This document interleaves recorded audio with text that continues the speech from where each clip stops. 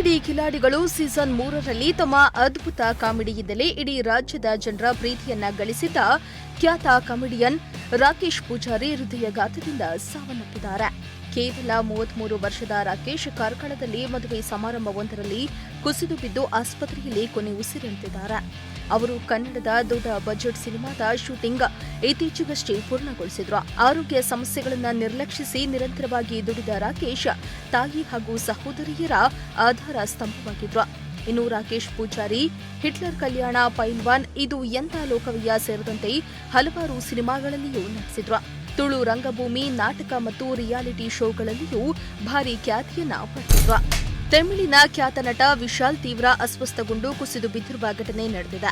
ವಿಲ್ಲುಪುರಂ ಜಿಲ್ಲೆಯ ಕೊತ್ತಂಡವರ್ ದೇವಸ್ಥಾನದಲ್ಲಿ miss ಕೂಗುವಲ್ಲಂ 2025 transgender ಸೌಂದರ್ಯ ಸ್ಪರ್ಧೆಯ ಪ್ರಮುಖ ಅತಿಥಿಯಾಗಿ ಭಾಗವಹಿಸಿದ್ರು. ಈ ವೇಳೆ ವೇದಿಕೆಯ ಮೇಲೆ ಕೂತಿದ್ದ ವಿಶಾಲ್ ಪ್ರಜ್ಞೆ ತಪ್ಪಿ ಬಿದ್ದಿದ್ದಾರೆ. ವೇದಿಕೆಯಲ್ಲಿ ಮಾತನಾಡುವಾಗಲೇ ಅವರು ನಡುಗ್ತಾ ಇದ್ರು ಮತ್ತು ಮೈಕ್ ಹಿಡಿಯಲು ಸಹ ಆಗ್ತಾ ಇರಲಿಲ್ಲ ಎನ್ನಲಾಗಿದೆ. ಈ ಘಟನೆಗೆ ಸಂಬಂಧಿಸಿದ ಫೋಟೋ ಹಾಗೂ ವಿಡಿಯೋಗಳು ಈಗ ಸಾಮಾಜಿಕ ಜಾಲತಾಣಗಳಲ್ಲಿ ವೈರಲ್ ಆಗಿದ್ದು ಅಭಿಮಾನಿಗಳಲ್ಲಿ ಆತಂಕ ಮೂಡಿಸಿದೆ. ಘಟನೆಯ ಬಳಿಕ ತಕ್ಷಣ ವೈದ್ಯಕೀಯ ನೆರವನ್ನ ನೀಡಲಾಗಿದೆ. ಬಳಿಕ ಮಾಜಿ ಸಚಿವ ಪೊನ್ಮುಡಿ ಅವರ ಸಹಾಯದಿಂದ ವಿಶಾಲ್ ಅವರನ್ನ ಆಸ್ಪತ್ರೆಗೆ ಕರೆದುಕೊಂಡು ಹೋಗಲಾಯಿತು. ವೈದ್ಯರು ಅವರಿಗೆ ಸಂಪೂರ್ಣ ವಿಶ್ರಾಂತಿ ಅಗತ್ಯವಿದೆ ಎಂದು ಸಲಹೆಯನ್ನ ನೀಡಿದ್ದಾರೆ. ನಟ ಉಪೇಂದ್ರ ಹಾಗೂ ಹಿರಿಯ ನಟಿ ತಾರಾ ಕುಟುಂಬ ಸಮೇತರಾಗಿ ಮಂತ್ರಾಲಯದ ಗುರು ರಾಘವೇಂದ್ರ ಸ್ವಾಮಿ ಮಠಕ್ಕೆ ಭೇಟಿಯನ್ನ ನೀಡಿ ರಾಯರ ದರ್ಶನ ಪಡೆದಿದ್ದಾರೆ. ಉಪೇಂದ್ರ ಪತ್ನಿ ಪ್ರಿಯಾಂಕಾ ಹಾಗೂ ಮಕ್ಕಳು ಸೇರಿ ಕುಟುಂಬ ಸಮೇತರಾಗಿ ಮಠಕ್ಕೆ ಭೇಟಿಯನ್ನ ನೀಡಿ ವಿಶೇಷ ಪೂಜೆಯನ್ನ ಸಲ್ಲಿಸಿದ್ರು.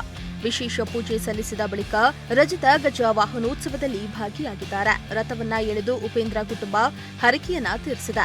ಈ ವೇಳೆ ಹಿರಿಯ ನಟಿ ತಾರಾ ವೇಣು ದಂಪತಿ ಕುಟುಂಬ ಸಮೇತರಾಗಿ ಮಂತ್ರಾಲಯದಲ್ಲಿ ವಿಶೇಷ ಪೂಜೆಯನ್ನ ಸಲ್ಲಿಸಿದ್ರು. ಮಂಚಾಲಮ್ಮ ದೇವಿ ಹಾಗೂ ರಾಯರ ಬೃಂದಾವನ ದರ್ಶನ ಪಡೆದ್ರು. ಮಂತ್ರಾಲಯ ಮಠದ ಪೀಠಾಧಿಪತಿ ಸುಬುಂದೇಂದ್ರ ತೀರ್ಥ ಸ್ವಾಮಿಗಳು ಆಶೀರ್ವಚನ ನೀಡಿ ಸನ್ಮಾನಿಸಿದ್ರು. ಕಾಮಿಡಿ ಕಿಲಾಡಿಗಳು ಸೀಸನ್ 3ರ ವಿನ್ನರ್ ರಾಕೇಶ್ ಪೂಜಾರಿ ಹೃದಯಾಘಾತದಿಂದ ಇಂದು ಬೆಳಗಿನ ಜಾವ ನಿಧನರಾಗಿದ್ದಾರೆ. ರಾಕೇಶ್ ನಿಧನಕ್ಕೆ ಕಾಮಿಡಿ ಕಿಲಾಡಿ ಶೋನ ತೀರ್ಪುಗಾರರಾಗಿದ್ದ ರಕ್ಷಿತಾ ಪ್ರೇಮ್ ಕೂಡ ಸಂತಾಪವನ್ನ ಸೂಚಿಸಿದ್ದಾರೆ.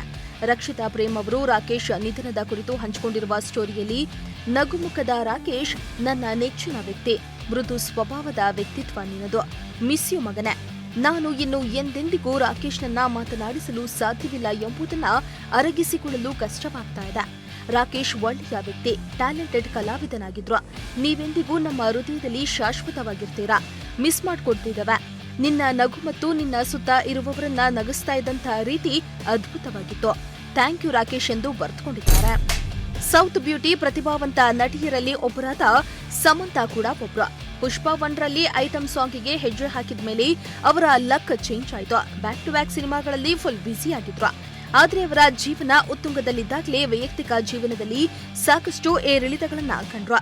ವಿಚ್ಛೇದನದ ನಂತರ ತಾವು ಅನುಭವಿಸಿದ್ದ ಮಾನಸಿಕ ತೊಳಲಾಟ ಮತ್ತು ಕಷ್ಟಕರ ದಿನಗಳ ಬಗ್ಗೆ ಇದೀಗ ಸಮಂತಾ ಮನಬಿಚ್ಚಿ ಮಾತನಾಡಿದ್ದಾರೆ. ನಟ ನಾಗಚೈತನ್ಯ ಅವರೊಂದಿಗಿನ ತಮ್ಮ ಜೀವನದ ಅತ್ಯಂತ ಕರಾಳ ವರ್ಷ. ಆ ದಿನಗಳಲ್ಲಿ ತಮಗೆ ಅತ್ಯಂತ ಕೆಟ್ಟ ಆಲೋಚನೆಗಳು ಬಂದಿದ್ವು. ಆದರೆ ಅದರಿಂದ ಈಗ ಹೊರಬಂದಿದ್ದೇನೆ. ಆ ದಿನಗಳನ್ನ ಬಣ್ಣಿಸಲಾಗದು ಎಂದಿದ್ದಾರೆ.